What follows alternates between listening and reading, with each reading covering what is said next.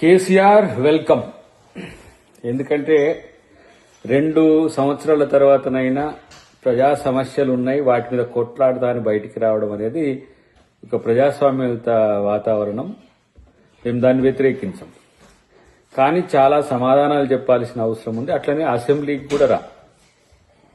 మీ party సర్వం సంకనాక ముందే బయటికి రావడాన్ని మేము ఆహ్వానిస్తూనే ఈరోజు ఎన్ని రకాల సమస్యలకు మీరు మీ పార్టీ కారణమైందో కూడా ప్రజల ముందు సమాధానం చెప్పాల్సిన అవసరం ఉంది. దాని కొరకే నేను రమ్మనేది.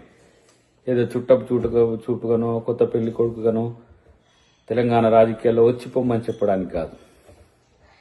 ఒక కొత్త కల్చర్, మామూలుగా ఎంప్లాయీస్లో వర్క్ ఫ్రమ్ హోమ్ లెక్క వర్క్ ఫ్రమ్ ఫామ్ చేసి ఇన్ని రోజులు కాకుండా, మీ కొడుకు మీ అల్లుడి వల్ల కాకుండా మీ బిడ్డను బయటికి వెళ్ళగొట్టి ఇప్పుడు ప్రజా జీవితంలోకి రావడాన్ని ఆహ్వానిస్తూనే ఈరోజు కాళేశ్వరం గురించి ఎందుకు మాట్లాడడానికి నోరు రాలే? పాలమూరు రంగారెడ్డి గురించి మాట్లాడుతున్నావు. పాలమూరు రంగారెడ్డి కాంగ్రెస్ పార్టీతో పొత్తులో 2004 నుంచి పొత్తుతో ఉన్నప్పుడు మాట్లాడలేదు. ఎప్పుడో అంజయ్య గారు కట్టిన జూరాల గురించి మాట్లాడుతున్నారు. మీరు 2014 నుంచి 2023 వరకు అధికారంలో ఉన్నప్పుడు కనీసం కాలువలైనా ఎందుకు తవ్వలేకపోయింది? ఇలా పాలమూరు రంగారెడ్డి గురించి చర్చ పెట్టే ముందు కల్వకుర్తి లిఫ్ట్ ఇరిగేషన్ అనేది ఆల్మోస్ట్ ఆల్ కంప్లీట్ అయిన దాన్ని ఎందుకు దాన్ని కంప్లీట్ చేయకుండా పెట్టినరో మీరు ఇలా చెప్పాల్సిన అవసరం ఉంది. దీంట్లో వెనుక మర్మం ఒకే ఒకటి, మళ్ళీ తెలంగాణ ఆంధ్ర మధ్యన జలజగడాలు లేపడం ద్వారా, తెలంగాణ సెంటిమెంట్ను రగిల్చడం ద్వారా రాజకీయ లబ్ధి పొందాలని ఒకే ఒక వ్యూహం దీంట్లో కనబడుతున్నది. ఇది సామాన్యులకు కూడా తెలుస్తుంది.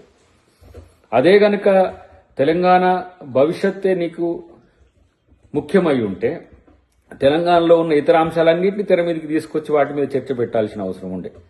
మా ముఖ్యమంత్రి గారు అంటుండ్రు కదా, ఇప్పుడు మీరు వస్తా అంటే చర్చ మీడియాలోనో లేకపోతే ప్రెస్ మీట్లలోనో ఎందుకు, అసెంబ్లీలో పెట్టుకుందాం. ఎవరు ఆ రోజు 60% ఆంధ్రాకు 40% తెలంగాణకు రావాలని అగ్రిమెంట్ చేసిండ్రో, ఎవరు బనకచెర్ల ప్రాజెక్టుకు సంబంధించి మౌనం వహించిండ్రో, ఎవరు గోదావరి జలాల హక్కులు కోల్పోవడానికి కారణమైందో అన్నిటి కూడా చర్చ పెడదాం. కాబట్టి ఏదో బయటకు వచ్చినాం కదా, మనం మాట్లాడిందంతా కూడా నిజమని నమ్మే పరిస్థితి ప్రజల్లో ఉంటుందని మీరు అనుకుంటే మీ భ్రమనే.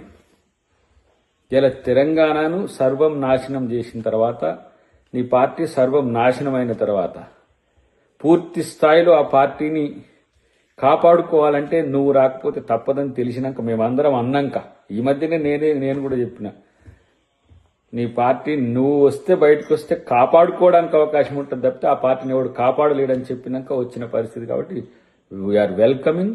ఎట్ ద సేమ్ టైం ఒక ప్రజాస్వామ్యయుత వాతావరణంలో ప్రతిపక్ష నాయకునిగా నీ పాత్రను సమర్థవంతంగా పోషించడానికి ప్రయత్నం చేస్తే మంచిదని చెప్పి తెలియజేస్తుంది.